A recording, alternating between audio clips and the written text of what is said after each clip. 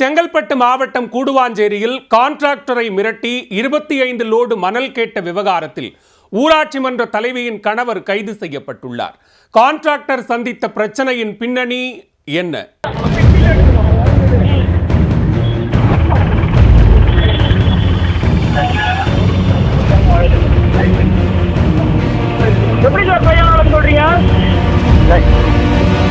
செங்கல்பட்டு மாவட்டம் கூடுவாஞ்சேரியை அடுத்த பெருமாட்டு நல்லூர் ஊராட்சி மன்ற தலைவியாக பதவி வகித்து வருபவர் பகவதி. இவரது கணவர் நாகராஜன் மற்றும் அவரது நண்பர்கள் 5 பேர் கன்னிவாக்கம் பகுதியில் இயங்கி வரும் தனியார் கம்பெனியில் கான்ட்ராக்ட் எடுத்து வேலை செய்து வந்த லட்சுமி நாராயணன் என்பவரை சந்தித்துள்ளனர். தங்கள் பகுதிகளில் உள்ள சாலைகள் அனைத்தும் மிகவும் குண்டும் குழியுமாக இருப்பதால் 25 லோடு மணலை தருமாறு அவரை மிரட்டியதாக கூறப்படுகிறது.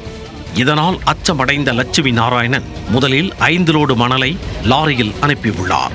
அதன் பின் மீதி 20 லோடு மணலை கேட்டு தொடர்ந்து மிரட்டல் விடுத்து வந்துள்ளார் ஊராட்சி மன்ற தலைவியின் கணவர் நாகராஜன்.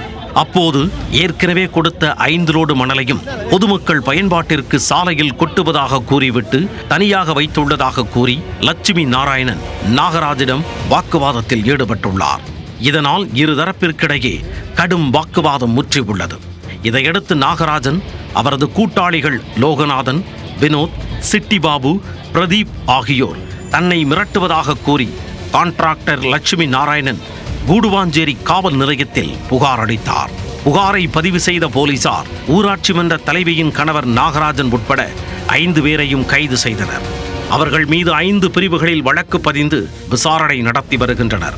இதனிடையே நாகராஜன் கைது செய்யப்பட்டதை கண்டித்து அவரது ஆதரவாளர்கள் கூடுவாஞ்சேரி காவல் நிலையத்தை முற்றுகையிட்டு போலீசாரிடம் வாக்குவாதத்தில் ஈடுபட்டனர்.